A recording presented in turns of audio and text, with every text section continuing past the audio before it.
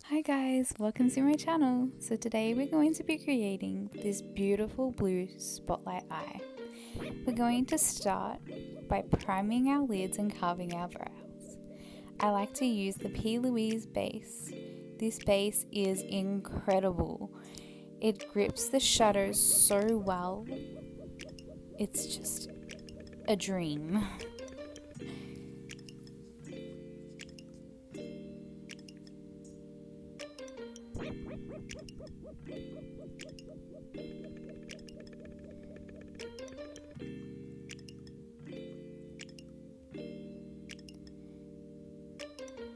My tip to a flawless blend is to get a bit of setting powder on a clean brush and just set where my brow bone is and like the starting of my nose bridge. Now we're going to go in with a dark blue shade. Doesn't matter what palette you have, any dark blue will work. But I'm using the Be Perfect Cosmetics x Stacey Marie Carnival XL Pro palette. I love this palette, guys. It's absolutely amazing. These shades, I kid you not, are my favorite, and they blend like a dream.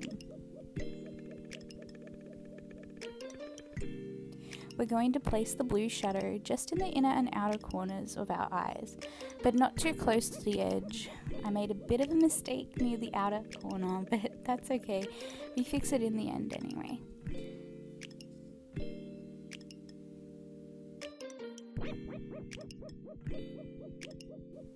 Now taking an extra further step to ensure we have a flawless blend, I'm just going over the edges of our last place shadow with a clean brush just to diffuse them a little for the next shade.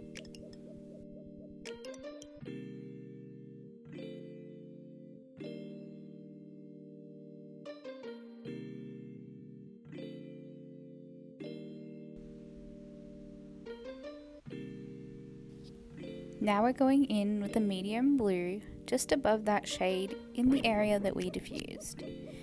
I recommend going in lightly and just building up this shade instead of packing it on. If you pack on the shade, you'll end up having fallout like I have right in my in my outer corner of my eye.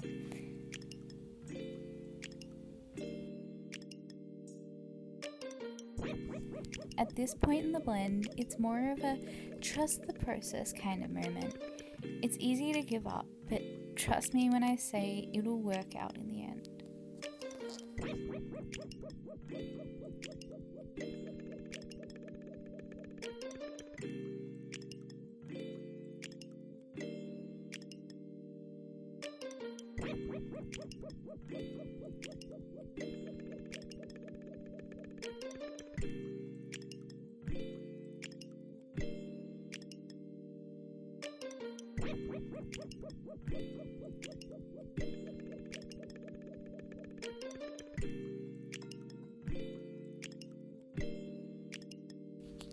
Now we're finally going in with that lighter blue shade, which would have been our transition shade if we chose to go from the lightest color to the darkest.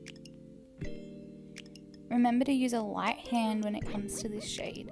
We only want to tickle the skin. This ensures a flawless blend.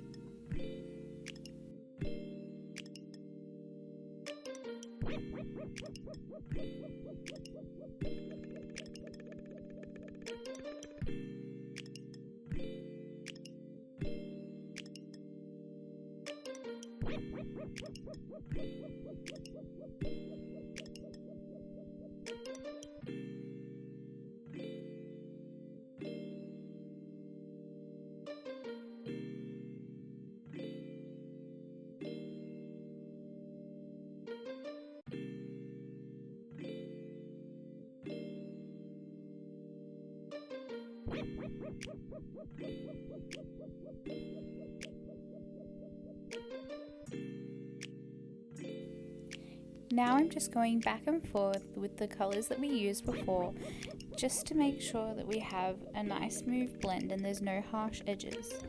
I'm also doing this to gain back some color that we may have lost in the blending process.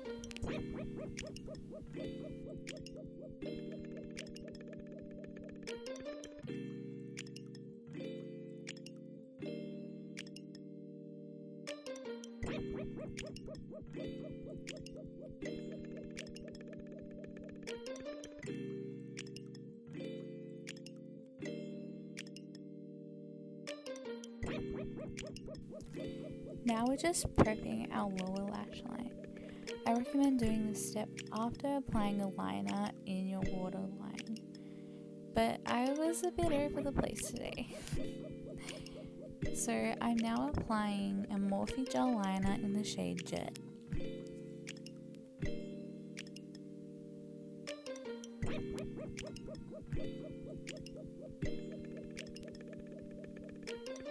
Doing this on camera is so hard. I easily poked myself in the eye like 2 times. But we got there in the end.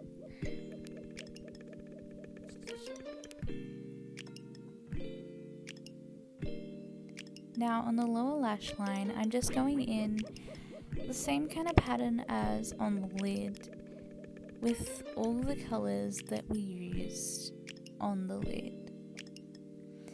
Make sure to match your corners with the top of your lid so that it all aligns together.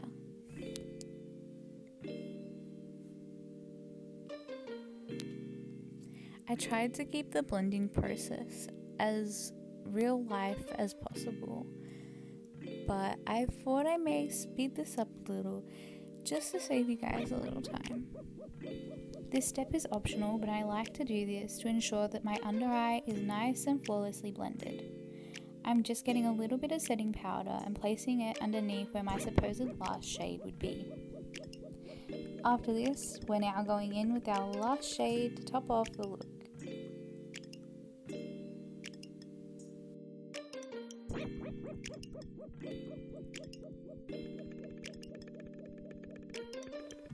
Sadly, my footage was deleted after this.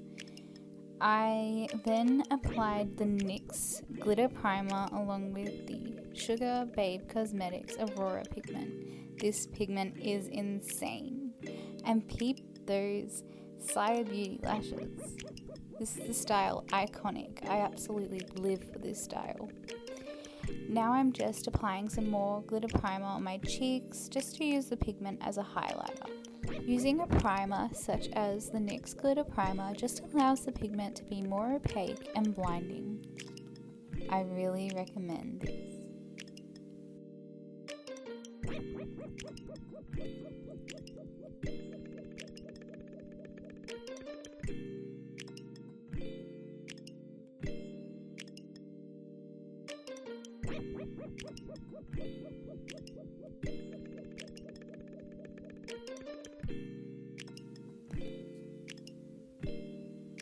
You can never have too much highlighter. So guys, that is the final look. Thank you for watching. Please like and subscribe to support me and my artistry. See you next time.